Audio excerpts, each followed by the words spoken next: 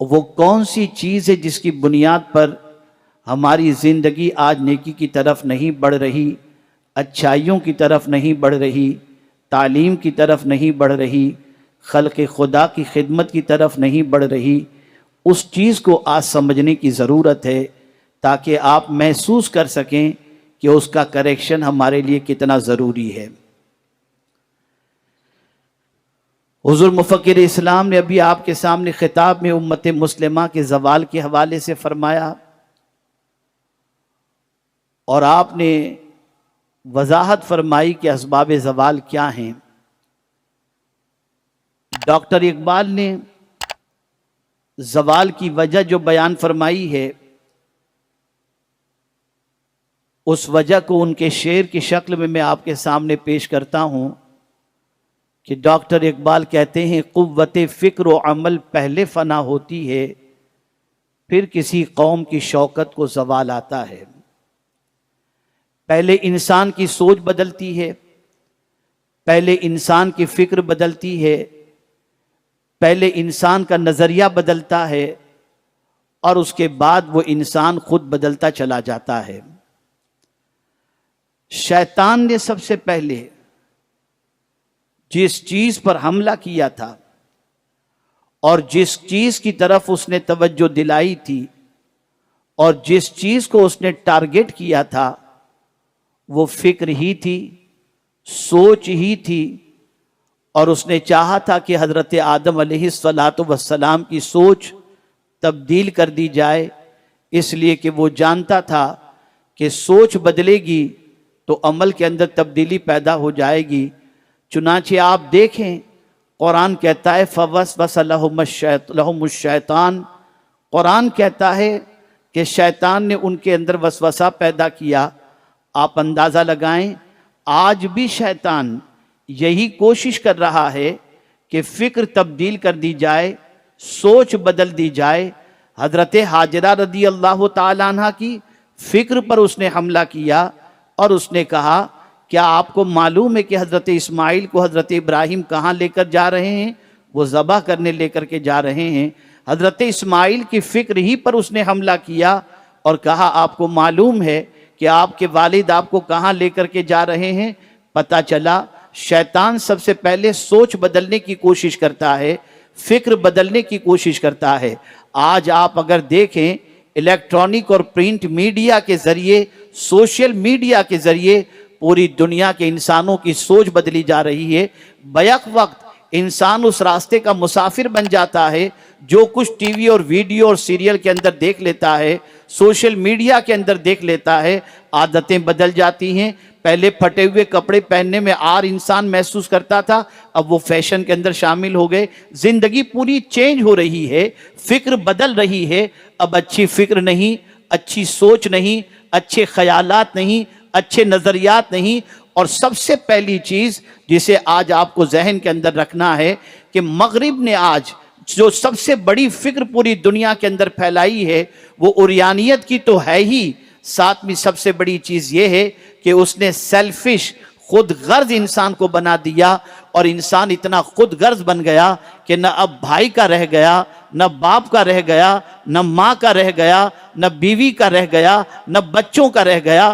क्या ये अपनी जगह पर सच नहीं है कि आज के बहुत सारे बाप अपनी बीवी को और बच्चों को छोड़कर ऐश मौज के अंदर दूसरी जगह जिंदगी गुजार कर उनको लावारिस छोड़ देते हैं और ये कहते हुए दिखाई देते हैं, अपनी ज़िंदगी हमारी मर्जी, हम जो चाहें जिस तरीके से करें। अल्लाह अकबर। ये खुदगर्जी की सोच, ये खुदगर्जी की फ़िक्र कहाँ से पैदा हुई? ये खुदगर्जी की फ़िक्र मीडिया से पैदा हुई, मगरिबी मीडिया से पैदा हुई, जिसकी बुनियाद पर इस फ़िक्र के ज़रिए इंसान खुदगर्ज बनता चला गया। और ये बात अच्छी तरीके से याद रखें, जब इंसान खुदगर्ज बन जाता है, जब इंसान सेल्फिश बन जाता है, तो उसके बाद उसकी पोजीशन ये होती है कि वो डिप्रेशन का शिकार हो जाता है। याद रखिएगा, इंसान जब दूसरे का भला चाहता है तो तो वो डिप्रेशन से बाहर आ जाता है। इंसान जब दूसरों की भलाई चाहता है वो डिप्रेशन से बाहर आ जाता है। इंसान जब दूसरों के लिए खैरखाही का जज्बा रखता है वो डिप्रेशन से बाहर आ जाता है। इंसान जब लोगों के साथ मेल मिलाप रखता है वो डिप्रेशन से बाहर आ जाता है। लेकिन मगरिबी दुनिया का हाल यह है कि सबसे ज्यादा अगर डिप्रेशन का शिकार कहीं आपको कोई दिखाई देगा तो ये मगरिबी मुल्कों में लोग आपको दिखाई देंगे। एक बाप से मुलाकात करने के लिए बेटे को 10-10 साल लग जाते हैं। 5-5 साल तक एक ही मुल्क में रहते हुए बाप बेटे से नहीं मिल पाता, बेटा बाप से नहीं मिल पाता। पड़ोस में रहने वाला इंसान न जाने कितने जमाने से रहता है लेकिन वो अपनी जिंदगी में मस्त है, दूसरा अपनी जिंदगी में मस्त है। अल्लाह अकबर। चुनाचे ये पोजीशन हो चुकी कि आज मगरिबी दुनिया स्ट्रेस और टेंशन और डिप्रेशन के अंदर डूबती चली जा रही है। लेकिन अल्लाह अज़्ज़ व जल्ल ने और उसके रसूल सल्लल्लाहु ताला अलैहि वसल्लम ने हमें जो सोच अता फरमाई वो सोच बड़ी अजीम सोच है। हुस्ने इत्तफाक कि उस सोच की तरफ कुछ मुसलमान रागिब भी हैं और अब उस सोच की तरफ मगरिबी दुनिया भी जाना चाहती है। लेकिन उसका कल्चर कुछ अलग टाइप का है, उसकी पॉलिसी कुछ अलग टाइप की है, जिसके हवाले से कुछ छोटा सा इशारा मैंने कल अपनी गुफ्तगू में खवातीन के इज्तिमा में दिया था। लेकिन आज मैं आपको बताना चाहता हूं, फिक्र पहले बदलती है। आप अपनी फिक्र का जायजा लीजिए, अपनी सोच का जायजा लीजिए, अपनी अक्ल का इस्तेमाल कीजिए और गौर कीजिए कहीं आपकी फिक्र बदल तो नहीं गई, कहीं आपकी सोच बदल तो नहीं गई। अगर आप ये कहें कि नहीं हमारी सोच नहीं बदली तो मैं आपसे पूछना चाहता हूं क्या ये बात अपनी जगह मुसल्लम नहीं है कि आज का मुसलमान ये कहता है मौलाना इस्लाम पर अमल करना बड़ा डिफिकल्ट हो चुका है। ये क्या आपकी सोच नहीं बदली? क्या इस्लाम ऐसा मजहब है कि उसके मानने वाले उसको फॉलो नहीं कर सकते? अल्लाह अज़्ज़ व जल्ल ने कोई हुक्म ऐसा नहीं अता फरमाया जिस पर अमल करना दुश्वार हो, बल्कि कुरान कहता है युरीदुल्लाहु बिकुमुल युस्र वला युरीदु बिकुमुल उस्र। अल्लाह तुम्हारे लिए आसानी चाहता है, तुम्हारे लिए तकलीफ नहीं चाहता। परवरदिगार जल्ल जलालहू ने राहतों के सामान अता फरमाए, राहतों के दस्तूर अता फरमाए। एक नमाजी को तो ले लीजिए, कितना आसान फॉर्मूला अल्लाह ने अपनी इबादत का अता फरमाया। अल्लाहु अकबर। सुबह के वक्त उठें, अल्लाह का जिक्र करके रूह को गिज़ा अता फरमाएं, फज्र की नमाज अदा फरमाएं। आप नमाज जब फज्र की अदा कर लेंगे मुश्किल से 20 मिनट आपको लगेगा। फज्र की नमाज के लिए अल्लाह आपसे 20 मिनट चाहता है। फिर आप दिन भर, आप सुबह से लेकर दोपहर तक अपने कारोबार में लगें, अपनी मसरूफियात में लगें, हुसूल इल्म में लगें, इल्म फैलाने में लगे रहें। फिर जोहर में आप 15 मिनट दे दें, फिर उसके बाद शाम को 10-15 मिनट दे दें, फिर मगरिब में आप बस 10-15 मिनट दे दें, इशा में आधा घंटा दे दें। आप जरा सोचिए, इतनी आसानी अल्लाह अज़्ज़ व जल्ल ने अता फरमाई कि पूरे दिन में रिस्क देने के बावजूद, जिंदगी देने के बावजूद, नेमतें देने के बावजूद वो हमसे मुतालिबा सिर्फ 1.5 घंटे का कमोबेश कर रहा है कि तुम 1.5 घंटा निकाल कर मेरी बारगाह में जबीन नियाज को झुका दो और सुन लो, अगर तुम जबीन नियाज झुकाओगे मैं तुम्हें रोजी भी अता करूंगा, तुम्हारी परेशानियां भी दूर करूंगा, तुम्हें राहत की दौलत से माला माल भी करूंगा। अल्लाह हमारा कितना भला चाहता है, अल्लाह हमें कितनी राहतें अता फरमाता है। लेकिन आज का मुसलमान ये अपने जहन के अंदर फिक्री यलगार की बुनियाद पर यह बात बिठा चुका है कि मौजूदा दौर के अंदर अगर इस्लाम पर अमल करेंगे तो डिफिकल्ट है इस्लाम पर अमल करना। नहीं मेरे भाई, दीन बहुत आसान है, इस्लाम बहुत आसान मजहब है।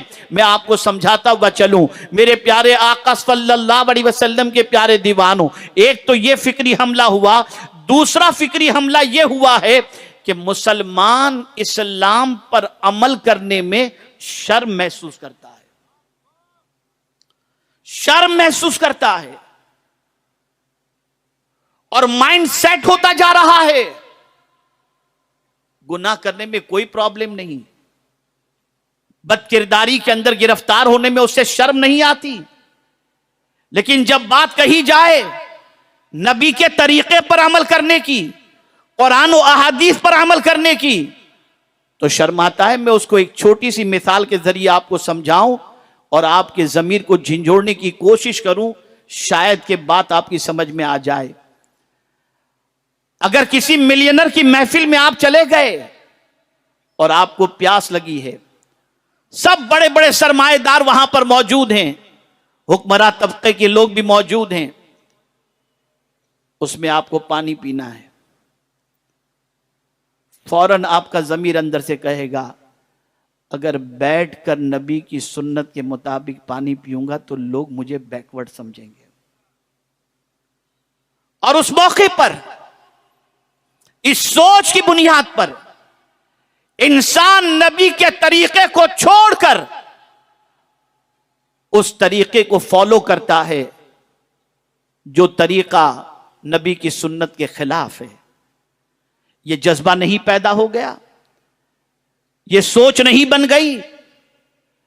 बहुत सारे लोग तो अपने नाम के अंदर इतना शॉर्ट फॉर्म के अंदर नाम रखते हैं कि कहीं से यह पता भी न चल सके कि यह मुसलमान हैं। और कुछ तो ऐसे हैं जो मुसलमान कहलाने में अपने आप के लिए शर्मिंदगी महसूस करते हैं। यह फिक्र बदली कैसे? सबसे पहले आपकी सोच पर हमला शैतान ने किया।